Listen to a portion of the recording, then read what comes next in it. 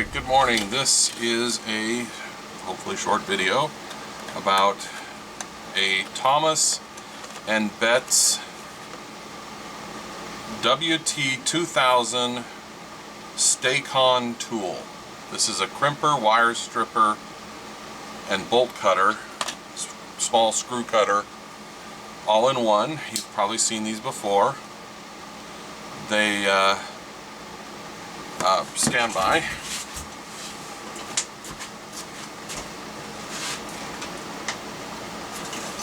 I think we're going to compare this to an El Cheapo one that I have no idea where I got it from, and we're going to compare it to this very well made Klein tools, which I've done a video about before. First, I purchased this based on its brand name. Thomas & Betts makes a lot of really good insulated crimp connectors, and so I was hoping that this tool would be on par in quality with that. But I will show you some shortcomings I found with this tool. I don't know if they all are like this, but in this case, and I didn't send this back because the things I'm going to use this for don't involve mostly the problems that I found with it.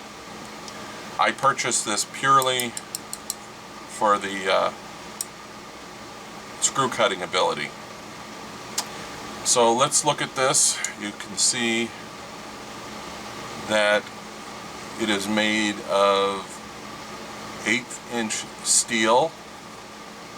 I do not know the hardness. Some things I found when I got it was that this bolt was not fully inserted and fully drawn down.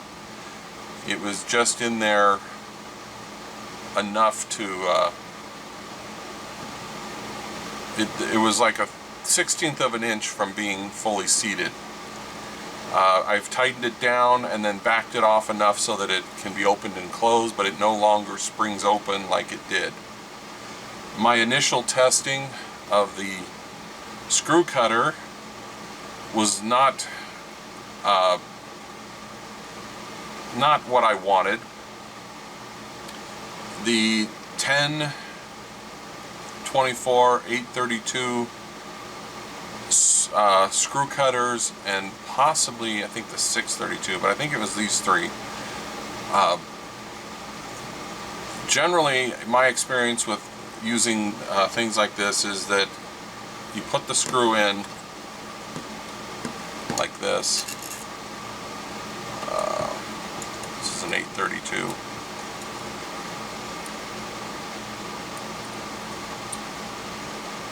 Set the desired depth, then you cut off the amount you want, and when you pull it out, when you remove it, it chases the threads, and you shouldn't have any trouble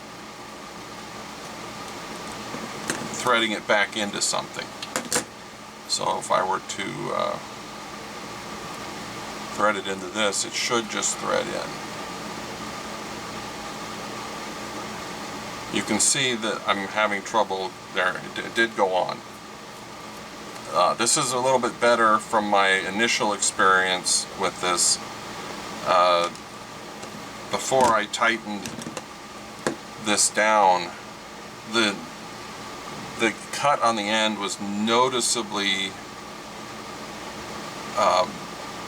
had a burr on one side, and it's not as bad now, but you still would probably need to cut or grind a slight bevel on the edge of the larger screws. I believe the 632 and the 440 screws had no problems at all, but I had problems with the 832, 1032, and 1024.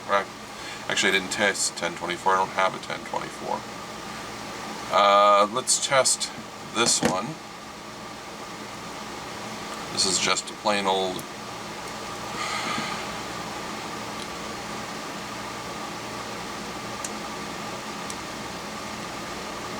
yeah, I think this one is messed up. I'm not gonna ruin another screw. This cuts 832 and 632 screws. Let's see if I can repair this.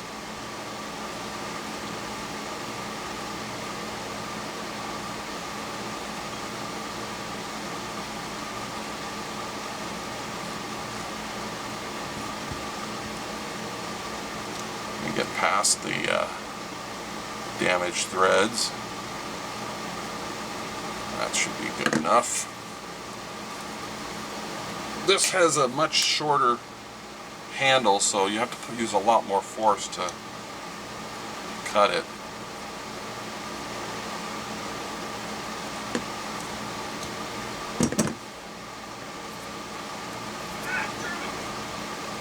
That definitely looks a whole lot better.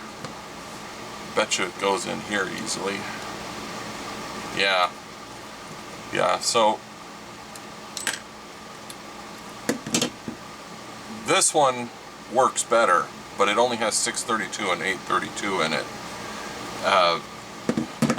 This thing is garbage. It's very loose, and I think the threads are messed up in this one. But I am a bit disappointed in this. For as much as I paid, it was $50-something. The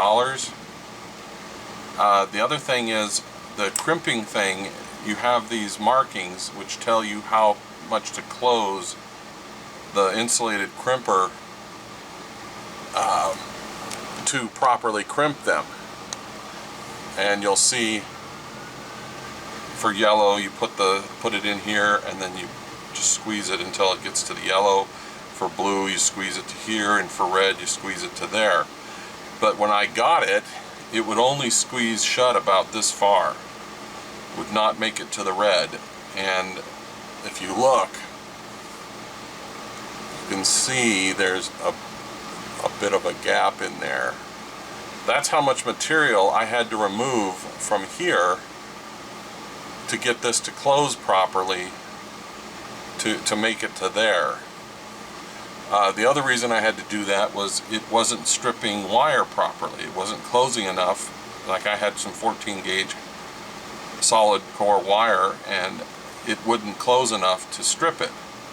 It now does that. This is what holds it together. This little clip here, you hold it shut, push it down, and this clip just locks in place, and when you want to unlock it, you squeeze it together and it comes unlocked.